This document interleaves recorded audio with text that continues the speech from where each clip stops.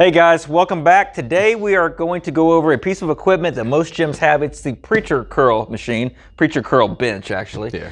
And you're going to break down several different moves that are most common with the curl. Oh, It's yeah. your standard dumbbell curl. Yeah, just Okay. different like things. Maybe one thing that people do wrong that makes the move like completely pointless if they're doing the preacher curl, if they do it this way and versus the proper way. And Okay. then like two different hand positions, and then of course the spider curl, which Okay. is complete opposite and puts different emphasis on that bicep head. Probably like a curl more like up into the shoulder would help more with peak.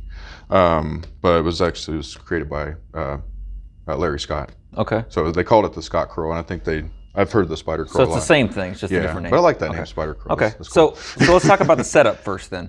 Okay. So the setup is important. A lot of people don't do it right. No. So what is the proper setup when you're approaching the bench? Well, like the seated and the standing, it's appropriate to kind of make yourself one with the bench, basically. So like being seated, when you go down to start, you see a lot of people like up in here. Mm-hmm. You don't want to be supporting your arm through the joint. On the padding on the bench. Some people actually produce pain in that joint. You actually want to have your armpit in to that padding on the preacher, and you want to make sure that your triceps supported. So you're actually not pressing through that elbow, because you don't want that joint pressing through that pad. I mean, that's going to produce some kind of pain. Yeah. And the point of this move is to take the tricep out of the move so you can isolate the bicep head. Right. Reciprocally inhibit that. Yep. Turn off the tricep, turn on the bicep maximally.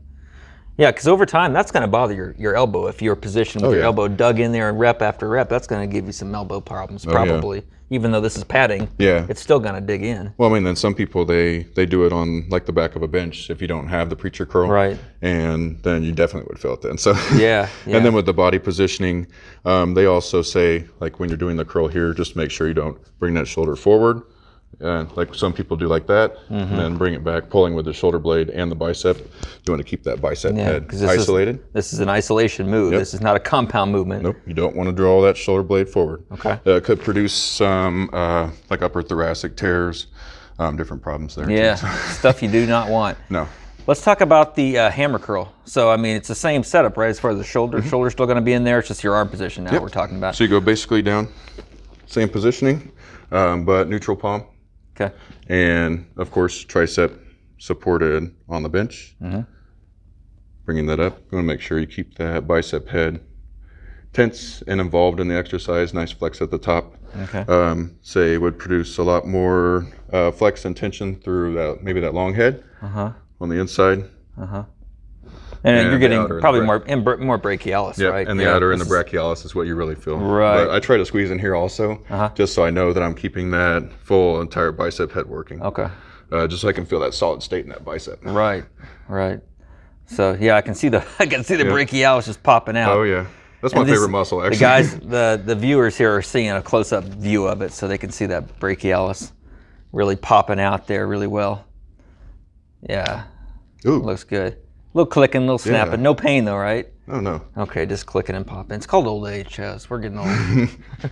That's my it's actually my pitching arm, and right-handed. So shooting arm, bowling arm, whatever else I do. So let's go to the spider curl. Now that's gonna get more of the peak contraction. So for that, we're gonna go the other side, because you want to angle your body a little differently on this one.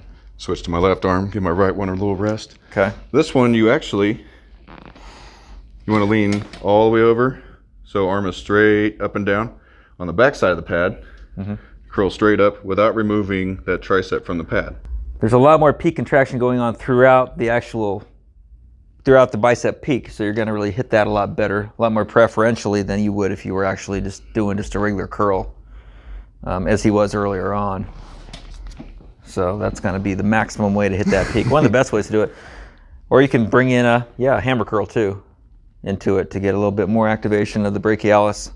Again, because the brachialis, remember we've talked about this before, the brachialis is not technically one of the bicep heads. There's, bicep is two heads. There's two parts of the bicep. Brachialis isn't part of the bicep. It's actually lays deep to the bicep head, and it actually can be built up and actually push the bicep head up higher, so it makes your bicep bigger. Helps create that size. Right, exactly. So when you hit that back double bicep, Yep. pops. Just got to cut so you can see those lines. Excellent. Yeah, that's a big part of it. And that comes to nutrition into it. You get a little pump out of that mini workout? Yeah. So you guys, if you don't have this, like you said, a bench works well. Yeah. Just make sure you get your armpit down into it. Don't dig your elbow into it, because over time that can cause problems and cause some issues with your elbow you don't want. And it doesn't isolate the bicep head the way it's supposed to. So right, you're defeating the purpose of the exercise. Might as well just be doing standing curls. That's pretty much it. So guys, give this a try.